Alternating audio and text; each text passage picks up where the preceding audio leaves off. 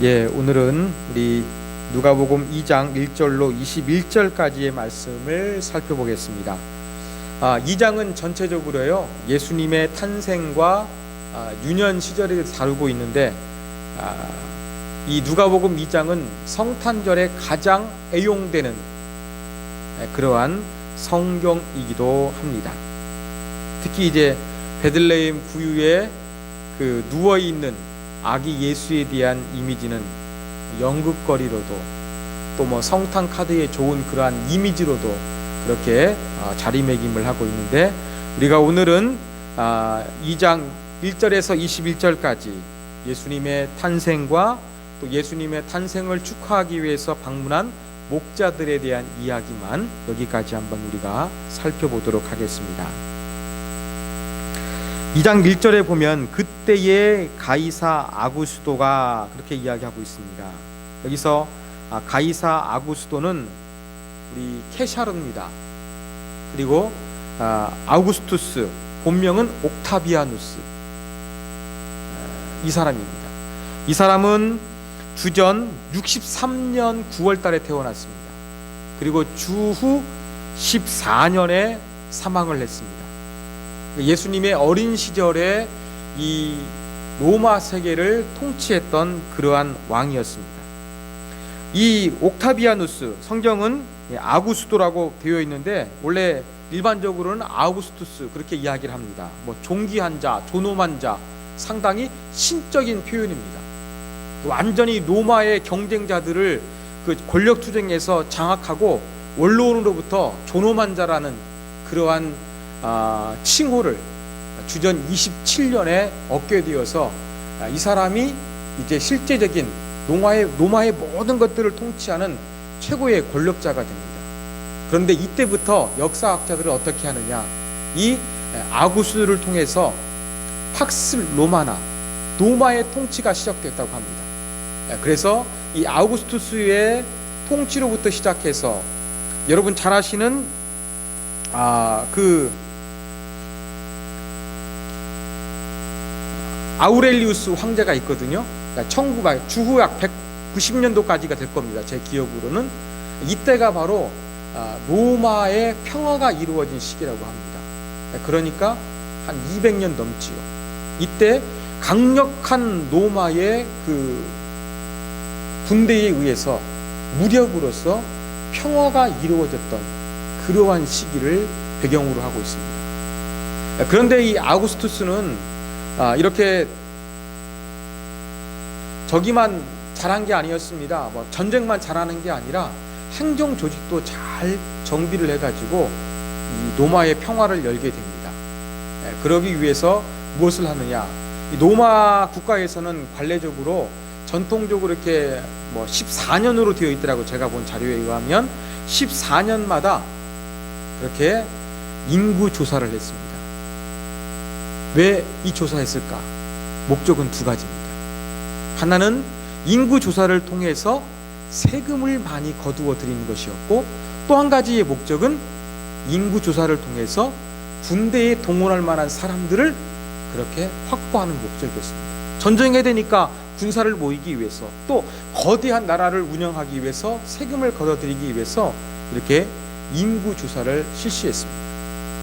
근데 이 아구스도도, 제가 성경에 기록된 아구스도, 또 일반적으로 말하는 아우구스투스, 두 가지를 제가 병행적으로 편하게 오늘 말씀 가운데 사용하겠습니다.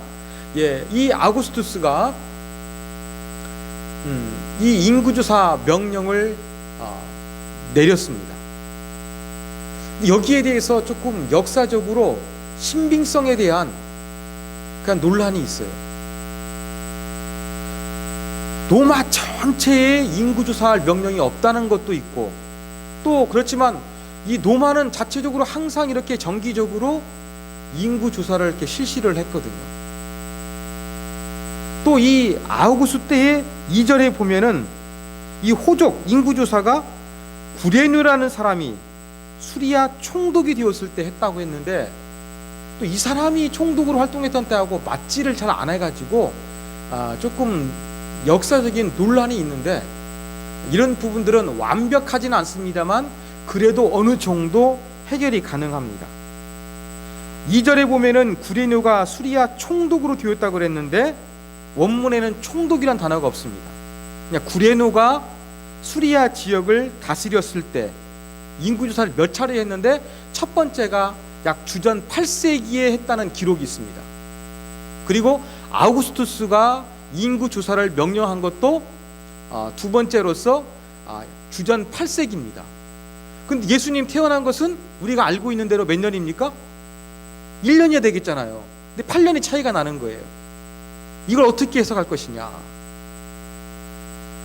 먼저 아셔야 될 것은요, 수도 승인 디오시니우스 엑시구누스라는 사람이 있습니다. 6세기 때 사람입니다.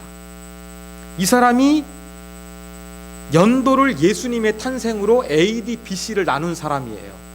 그러니까 예수님이 지난 한참 한 500년이 넘어가지고 이 일이 이루어졌거든요. 그런데 이 수도승이 예수님의 연대를 계산하면서 착각을 했습니다. 그래서 이것이 4, 5년 됩니다. 자, 그럼 8년이라 그러면 지금도 약 4년 정도의 공간이 비죠. 이걸 어떻게 우리가 이해할 수 있느냐? 여러분, 인구 조사는요 쉽게 이루어지지 않았습니다. 지금처럼. 지금도 우리 인구 조사 기간이라고 그러면 이게 며칠 만에 단번에 끝나는 게 아닙니다. 특히 2000년 넘는 그 시절에 이 로마의 큰 땅덩어리에 대해서 땅덩어리 안에서 인구 조사를 한다는 것은 상당히 오랫동안 걸렸을 것으로 보입니다.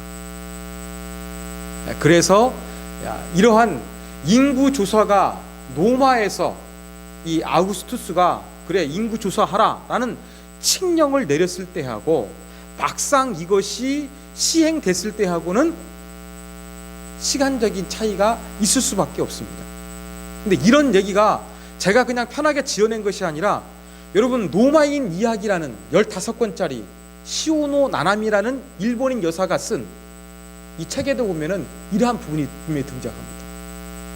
그러니까 이 로마 나라에서도 인구 조사한다는 것은 아주 오랫동안 시간 걸리는 시간이었는데 아마 지역마다 좀 실시되는 것도 차이가 있었겠지요. 그런 측에 의해 가지고 주전 8세기경에 시행되었을 것이다. 그렇지만 이 수도 승인 사람에 의해서 4, 5년 정도 착각이고 6년까지 보는 사람도 있습니다. 그리고 이제 그 아우구스투스가 도장을 찍고 난 이후에 시행되기까지 그러한 기간들이 다르다 보니까 이 8년의 공백을 메꾸는 것으로 그렇게 이해하는 것이 가장 이 본문의 역사적인 부분들을 쉽게 이해하는 그러한 방법인 것 같아가지고 이 부분을 제가 말씀을 드렸습니다. 자, 그런데 여기에서 이 인구 조사를 말했는데 여기에서 2절에 보면 호적이란 단어가 있잖아요. 이 단어는 원문에 보면은요, 징집을 위한, 군대의 사람을 동원하기 위한 조사가 아니라 세금을 걷어들이기 위한 인구 조사할 때 쓰인 단어입니다. 그러니까 이때 호적은 인구 조사를 위한, 세금을 걷어들이기 위한 인구 조사였어요. 자, 3절 보면은 이때 모든 사람이 호적하러 각각 고향으로 돌아가매라는 구절이 있습니다. 이것도 조금 다른 면이 있습니다. 왜냐? 일반적으로 로마에서 인구 조사를 할 때에는요, 고향까지 가가지고 신고하는 것이 아니라 현재 살고 있는 거주지에서 조사하는 것이 많았어요. 이게 대부분이었습니다. 그럼 성경이 틀리냐? 학자들이 연구해 보니까 그렇지 않아요. 이집트에서 이 막시무스라는 총독이 있었는데 이 사람이 이집트 전 지역에서 인구 조사를 위해 가지고 각자 고향으로 돌아가라 명령을 내린 기록물이 나왔습니다. 그러니까 드문 경우에는 인구 조사할 때 그 지역을 담당하고 있는 사람이 때로는 고향에 가서 조사하게 만든 기록도 있는 거예요. 그런데 이렇게 고향을 방문하게 하는 것은 유대 문화하고 아주 잘 어울립니다. 왜 그러느냐?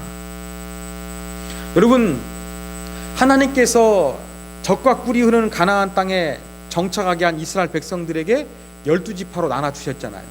그러면서 이 하나님께서 원하셨던 것은 12지파에게 나눠준 땅이 소멸되지 않는 거였습니다. 그러니까 지파적인 영거권은 상당히 이스라엘 문화에서 중요한 것이었죠. 또 노마는 이 식민지 정책이 어떤 거였느냐, 곧바로 노마의 방책을 너희가 시키면 시킨 대로 해 명령하는 것이 아니라 식민지의 문화와 풍습을 조금 존중해 줬습니다. 그렇기 때문에 이러한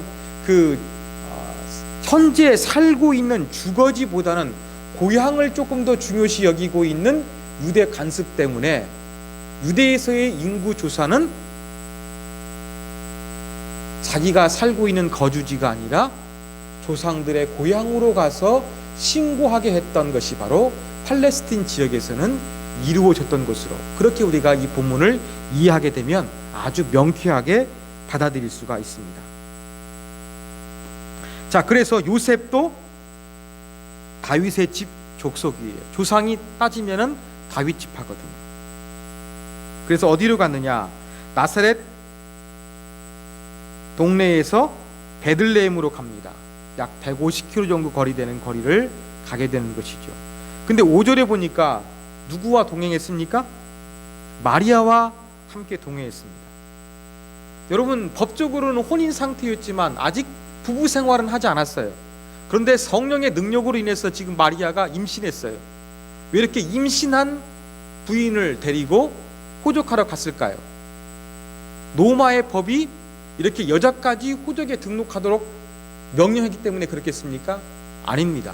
여자들은 그렇게 호적 신고 안 해도 됐습니다. 인구조사에서.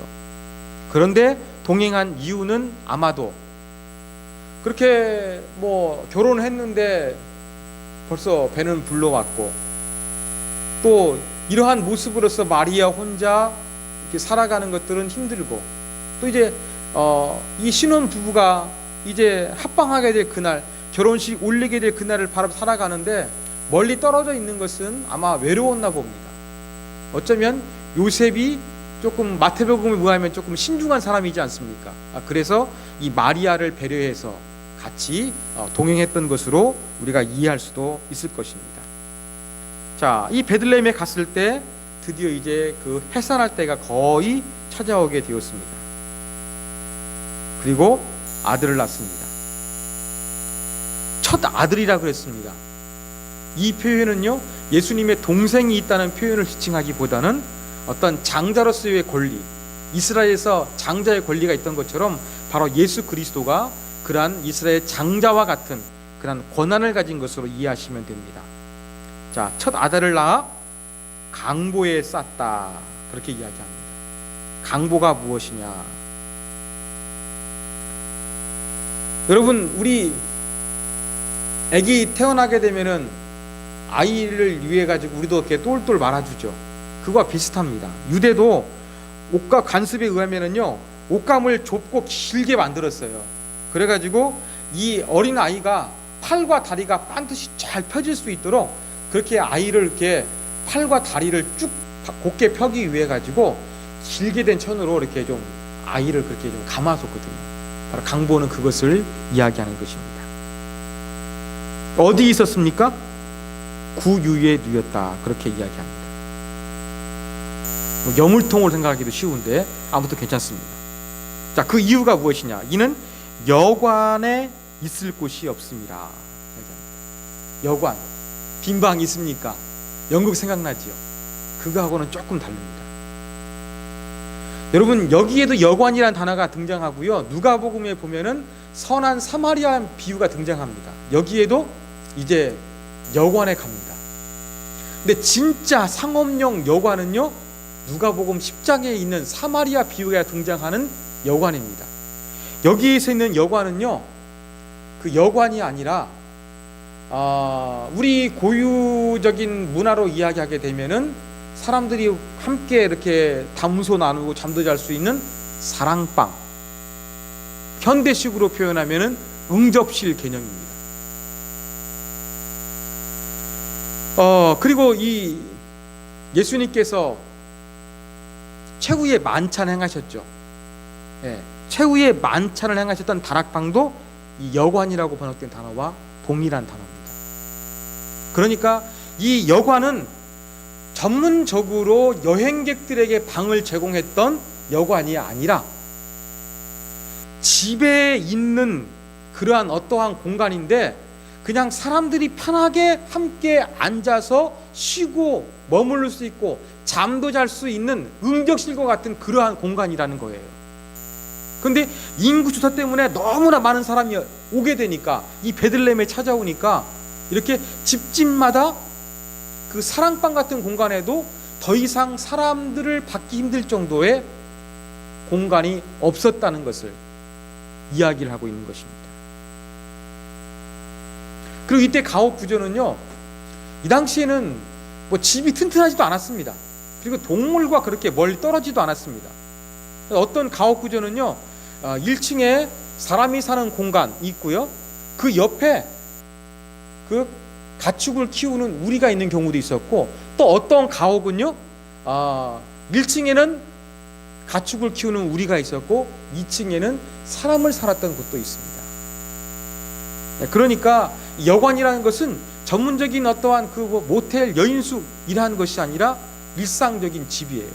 일상적인 집에 그렇게 큰 사랑방 같은 곳에 사람이 너무 꽉 차니까 바로 집 옆에 딸려 있는 그러한 가축 우리가 있는데, 여기에서 예수님께서 머물게 되었고 태어나셔서 여기에 구유에 누이게 되셨다, 이렇게 표현하고 있는 것입니다. 그런데 이 예수님께서 이 구유에 누여 있던 곳은요, 동굴일 가능성도 있습니다. 동굴. 저는 성지순례를 안 가봤습니다만 성지순례에 가게 되면은요, 베들레헴에 예수 탄생 교회가 동굴 옆에 있대요. 왜 그러느냐? 그 당시에는 가축을 키울 때 동굴에 키우는 경우도 많았대요. 이러한 그 문화적인 배경을 해가지고 바로 이 바실리카라 그러는데, 큰 공간입니다. 그냥 사람들이 많이 모일 수 있는 이러한 공간으로 세워졌다가 오늘날에 예수 탄생 교회가 탄생하게 된 것입니다. 이러한 부분들을 여러분들이 이해하시면서 예수님께서 어디에 탄생하셨는가 이해하시면 되겠습니다. 빈방이 있습니까? 거기에 나오는 것과는 조금 다르다는 거, 여러분들이 그렇게 이해하시면 되겠습니다. 자, 이렇게 예수님이 탄생하셔서 이제 어느 집에 딸려 있는 가축 우리의 그 구유통에 예수님이 누워 계시게 되었습니다. 자, 그 지역에는 목자들이 양떼를 지켰습니다. 목자들은요, 도둑이나 아니면 사나운 맹수로부터 양떼들을 돌봐야 됩니다. 그러기 위해서 양떼들은요, 서로 교대로서 한 사람은 잠을 자고 한 사람은 잠을 자지 않는 불침분을 쓰면서 양떼들을 보호했습니다. 그런데 한밤중에 주의 사자가 나타났습니다. 그들을 비추니까 크게 두려워했습니다. 무서워하지 말라. 내가 온 백성에게 미칠 큰 기쁨의 좋은 소식을 너희에게 전하노라. 다윗의 동네에 너희를 위하여 구주가 나셨으니 곧 그리스도 주시니라. 이걸 선포합니다. 자, 여기에서 11절이 중요합니다. 여기서 예수님을 나타내는데요, 예수님을 나타내는 단어가 3개 사용된 거예요. 구주, 그리스도, 주. 여러분, 이 3가지가 구약 성경에 등장하는데 한꺼번에 사용된 것은 신구약 통틀어 가지고요, 이 본문이 유일합니다. 구주, 그리스도, 주. 지금 볼품없는 어느 집에 가축 우리에 누워 계신 예수 그리스도를 향해서 천사는 무엇으로 선포하는 겁니까? 구주, 그리스도, 주라고 선포하는 것입니다. 그러면서 사인을 주죠. 그 구유 가운데 누워 있는 아기를 보게 될 것이다. 베들레헴에 가면 이 우리 가운데 그 강보에 쌓여서 구유 가운데 있는 아가를 보게 될 것이다. 그러면 그때 너희들이 내 말이 진실임을 믿게 될 것이다. 그렇게 이야기를 합니다. 이걸로 끝나는 것이 아니죠. 18절, 갑자기 천군과 천사들이 나타나 가지고요 하나님을 찬양합니다. 지극히 높은 곳에서는 하나님께 영광이요 땅에서는 하나님이 기뻐하신 사람들 중에 평화로다. 이게 무슨 말이냐? 천사들의 찬양이에요. 높은 곳, 땅, 하나님, 사람, 이런 부분들이 그 대조가 되고 있는 거예요. 여기서 이야기하고 있는 것은 바로 무엇이냐면 바로 하늘 위에서 하나님의 영광이 나타난 것처럼 땅에서도 이러한 하나님의 은혜로 말미암아 기뻐하는 사람들 가운데 하나님의 평강이 흘러가게 될 것을 찬양하고 있는 내용입니다. 자, 갑자기 양떼를 돌보고 있는데 천사가 나타나서 그 마구간에 누워있는 강보에 쌓여있는 구유통에 있는 아기를 보게 될 것이다, 이러한 메시지를 전하고 이 사람은 구주다, 구세주다, 메시아다 이야기해 줬습니다. 그리고 막 천사들이 막 하나님을 찬양하는 걸 갑자기 이 목동들이 보게 된 거예요. 어떻게 했습니까? 이 영광스럽게 하나님을 찬양하는 것들을 본 목자들은 어떻게 했느냐?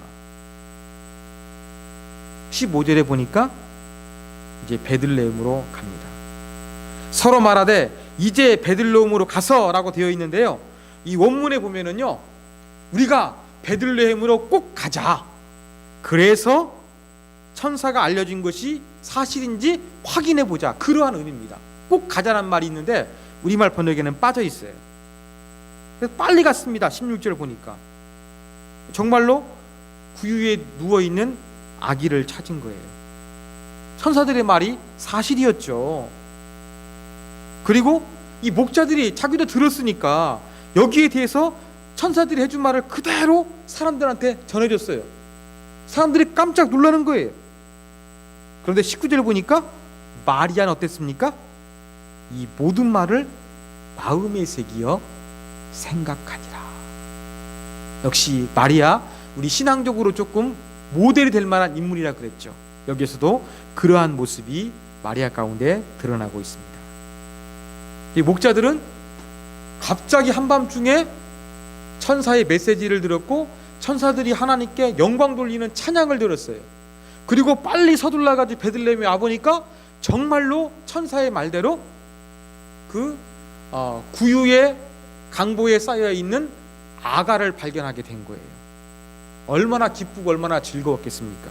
그래서 하나님을 기쁨 가운데서 찬양했고 그리고 자기의 집으로 돌아갔습니다. 그리고 21절, 예수님이 태어난 지 8일째 됐을 때 유대의 규례를 따라 관습을 따라서 할례를 행하고 또 천사가 가르쳐준 대로 이름을 예수라 정하게 되는 그러한 내용이 오늘 누가복음 2장 1절부터 21절까지의 그러한 내용입니다. 자, 이러한 내용을 통해서 우리가 배울 수 있는 교훈점을 우리가 생각해 보도록 하겠습니다. 자, 누가는요 예수님을 로마 황제와 다른 진정한 왕으로 묘사하고 있다는 것입니다. 자, 무슨 말이냐? 제가 그 2장 1절 가이사 아구스도가 그 팍스 로마나를 열게 됐던 그러한 위대한 왕이라고 제가 말씀을 드렸죠. 그 제가 말씀드린 시오노 나나미는요 얼마나 이 아우구스투스를 존경하는지요, 이 아우구스투스가 함께 그렇게 관여했던 그 여자들까지도 좋게 생각할 정도로 이 아우구스투스를 찬양하는 사람이 시오노 나나미입니다. 상당히 유력한 왕이에요. 그 막강한 권력자들을 쟁패하고 로마 권력을 휘어잡아서 팍스 로마나를 열었던, 무력으로 로마의 그 평화로운 시대를 열었던 그러한 사람이었습니다. 그런데 은근히 누가는 예수 탄생을 이 아우구스투스 호적 조사와 연관시키면서 아우구스투스가 왕이 아니라 예수가 왕이라고 이야기합니다. 이게 바로 은근한 누가가 이야기하고 있는 그러한 예수 그리스도에 대한 주장입니다. 아까 제가 말씀드렸죠. 예수 그리스도가 구주, 그리스도, 주. 당시 주란 단어는요, 이 로마 황제 같은 사람에게만 사용했거든요. 그런데 구주, 그리스도, 메시아, 그 다음에 퀴리오스, 주라는 단어, 이것을 한꺼번에 사용하면서 예수 그리스도가 더 아우구스투스보다 진정한 평화를 가져다 주는 왕이시다. 이것을 아주 은밀하게 드러내고 있다. 성경학자들은 그렇게 해석을 합니다. 이게 틀리지가 않습니다. 자, 지금 로마 원로원을 장악했습니다. 지금까지 이 지구 역사상 가장 위대한 나라는 로마 제국이에요. 이 가장 위대한 로마 제국을 열었던 사람이 누구냐? 아우구스투스예요. 팍스 로마나가 시작됐습니다. 이러한 무자비한 권력을, 막강한 권력을 가졌던 아우구스투스, 신처럼 신격화했던 이 아우구스투스, 이 사람과 비교해서 누가는 예수 그리스도가 진정한 평화, 에이레네를 가져다 주는 왕이라고 선포하고 있다는 것입니다. 물론 드러내고 있지 않습니다만, 이렇게 그때에라고 하면서 예수님 탄생했을 때에 역사의 한 획을 그은 아우구스투스가 다스리고 있었는데, 이 사람이 진짜 왕이 아니라 진짜 왕은 요셉의 정혼한 여인 마리아를 통해서 태어나게 될 그 베들레헴의 구유에 누워 있는 아기가 진정한 왕이다. 이것을 선포하고 있는 거예요. 여러분, 이러한 누가의 주장이 얼마나 어리석게 보입니까? 우리나라에서 정권이 바뀌니까 정권 바뀐 게 실감이 난대요. 근데 지금의 대통령과 옛날 고대 로마 황제의 권력과는 비교할 수가 없습니다. 절대 권력입니다. 여러분, 이런 절대 권력을 가진 이 아우구스투스, 이 사람이 진정한 왕이 아니라 예수 그리스도가 진정한 왕이라고 주장하는 거, 사람들은 어떻게 받아들였을까요? 우스운 이야기죠. 실소를 짓게 된 이야기겠죠.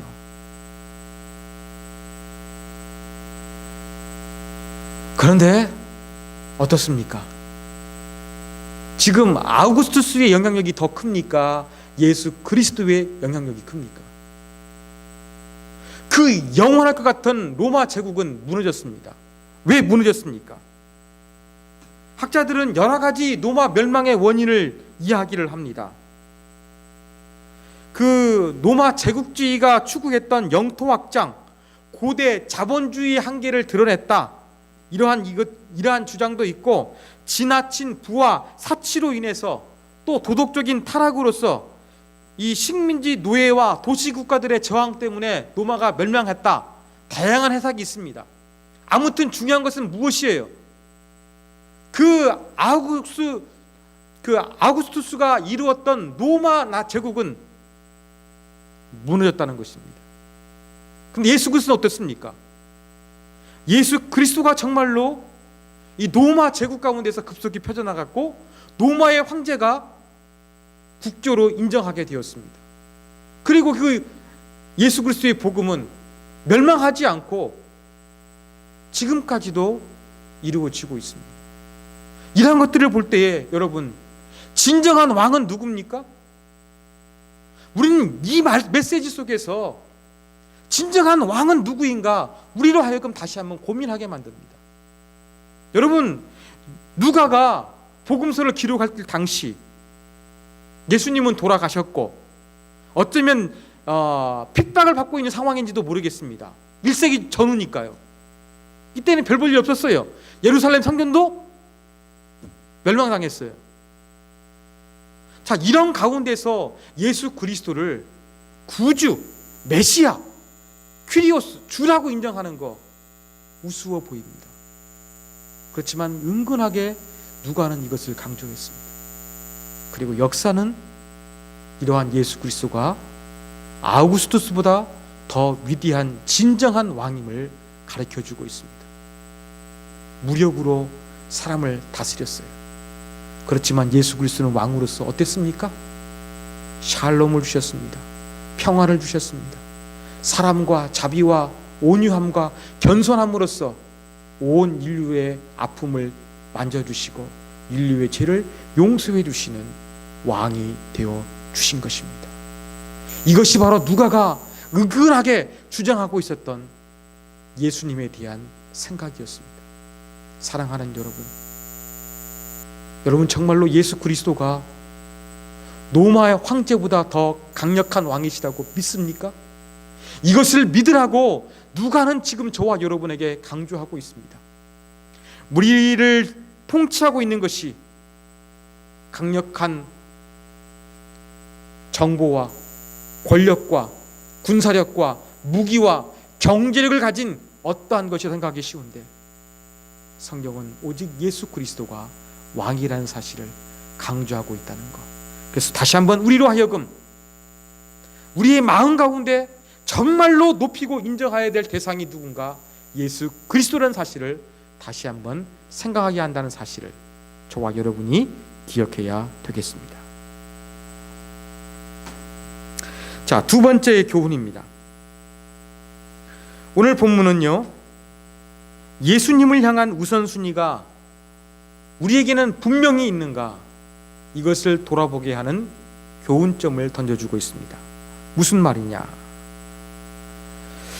자, 7절 말씀입니다. 예수님 태어났는데 강보에 싸서 구유에 누였으니 이는 여관에 있을 곳이 없음이러라.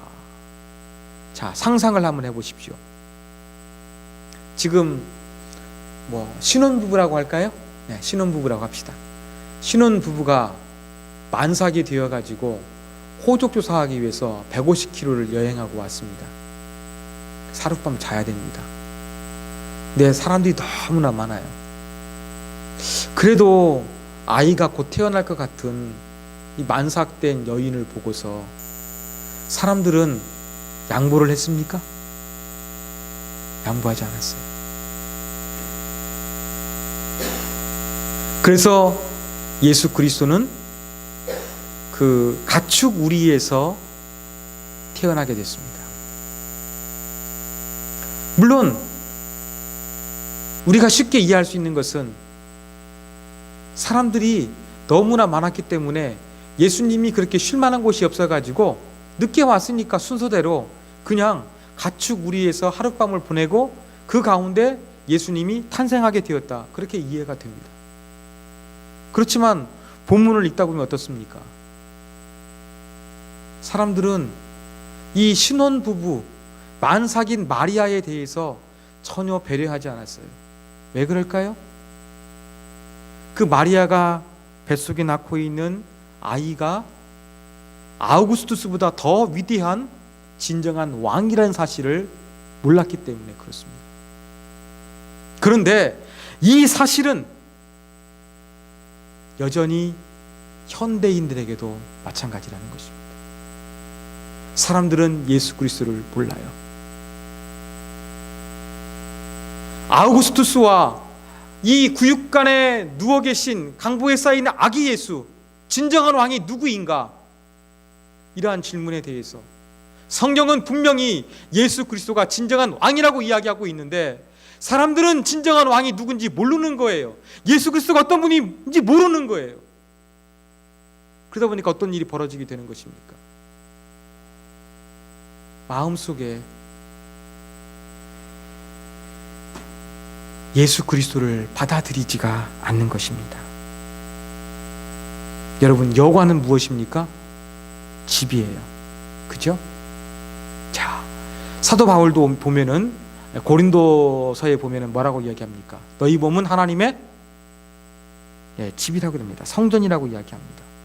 우리의 몸은 하나님의 성전이라고 이야기합니다. 하나의 집이에요. 하나님의 집이에요. 그런데 탐욕과 경쟁과 이 황금 만능주의를 신봉하는 이 현대 사회에서 사람들에게 예수 그리스도가 거할 공간이 없는 거예요. 왜? 예수 그리스도가 어떤 분인지 모르기 때문에 그렇습니다. 이것은 세속적인 일반 사람들에게만 해당하는 것이 아니라 여러분, 예수님을 믿는다고 하는 그리스도인, 또 교회 공동체의 모습 가운데도 마찬가지인 것 같습니다. 그래서 이 예수님을 위한 공간이 존재하지 않았던 베들레헴 사람들처럼 현대인들이, 많은 그리스도인들이 예수님을 위한 공간을 가지고 있지 못하는 거예요. 예수님을 이해하지 못하고 그냥 그 세상의 지배, 세상의 논리를 따라 살아가기 때문에 이 예수님을 수용할 만한 그러한 공간, 집이 없는 거예요. 사랑하는 여러분, 혹시 여러분에게도 그러한 모습은 없는가 한번 살펴봤으면 좋겠습니다. 먹고 사는 문제로 말미암아서 예수님을 닮아가는 것, 예수님의 삶과 정신을 닮아가는 것, 사랑하는 것, 평화를 실행하는 것, 섬기고 나누는 것, 이러한 것들이 항상 우리 삶의 우선순위에서 밀려나고 있지 않습니까? 현실적인 문제, 바쁜 문제, 급한 문제, 이런 그 문제 때문에 이 중요한 문제가 뒤로 물러나는 것처럼, 그래서 예수님의 뜻을 행할 만한 그 공간이 부족한 것처럼 이러한 삶을 살고 있다고 한다 그러면, 베들레헴의 예수 그리스도를 알지 못해서 그 공간을 제공하지 못했던 사람들과 과연 우리는 무엇이 다르겠습니까?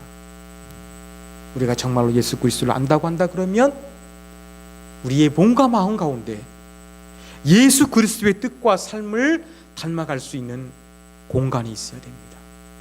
사랑하는 여러분, 이러한 공간이 있는가? 우리가 오늘 말씀을 통해서 돌이켜봤으면 좋겠습니다. 자, 마지막 세 번째 교훈입니다. 세 번째 교훈은요, 우리는 마리아처럼 하나님의 말씀을 마음에 늘 품는 자가 되어야 합니다.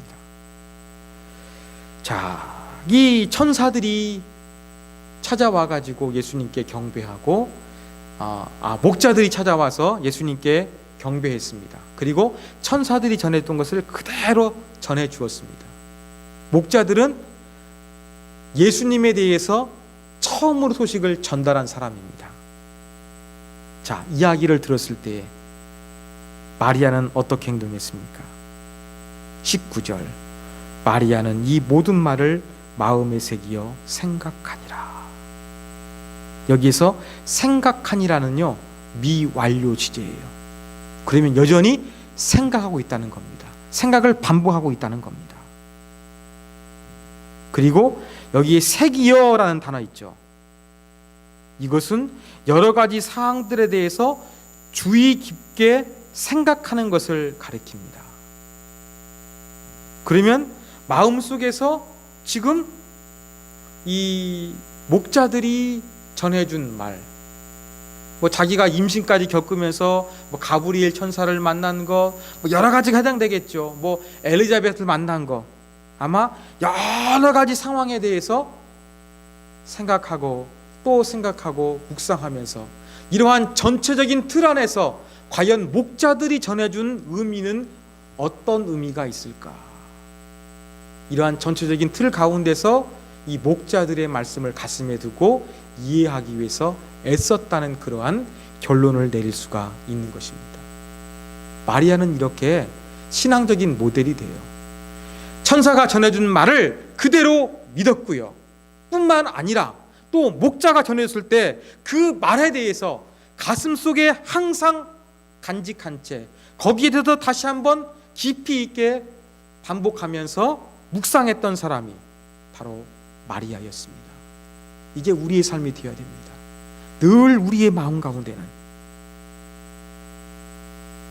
그 빈방을 내어줄 수 없었던 그 마음의 공간이 없는 것처럼 그러한 존재가 될 것이 아니라 마리아처럼 우리 마음 가운데는 하나님의 말씀을 듣고 늘 하나님의 말씀을 반복하면서 되새길 수 있는, 또 하나님의 말씀을 지금 이 순간과 전부터 역사하셨던, 또 성경에 말씀하고 있었던 하나님의 역사와 함께 조화를 이루면서 이 큰 맥락 속에서 하나님의 뜻을 살펴보고 묵상할 수 있는 그러한 그리스도인이 되어야 한다는 것을 가르쳐주는 것이 바로 오늘 마리아의 모습입니다. 사랑하는 여러분, 오늘 정말 중요한 말씀을 전해드렸습니다. 첫 번째 교훈, 누가 진정한 왕이냐? 누가는 아우구스투스가 통치하고 있는 팍스 로마나에서 예수는 왕이라고 선포합니다. 여기 여러분의 반응은 무엇입니까? 혹시 베들레의 사람들처럼 예수님을 왕으로 인정할 만한 공간이 없습니까? 먹고 사는 문제로, 현실적인 문제로, 가정의 문제로 예수님을 받아들일 만한 공간이 없지 않습니까? 만들어야 됩니다. 그리고 마리아처럼 늘 하나님의 말씀을 계속해서 반복해서 묵상하고 또 전체적인 계시의 뜻 가운데서 어떠한 의미가 있는지 바라볼 수 있는 영적인 자세가 필요합니다. 이러한 부분이 있는지를 가르쳐주는 것이 오늘 누가복음 1장 1절로 21절의 내용입니다. 오늘 주어진 말씀 붙들고 함께 기도하기를 원합니다. 하나님, 나는 예수님을 어떻게 믿고 있는가? 그리고 내 마음에는 예수님을 모실 만한 공간이 있는가? 마리아처럼 하나님의 말씀을 품는 사람이 되게 하여 주옵소서. 우리 같이 한번 소리내어서 기도하도록 하겠습니다. 기도하겠습니다.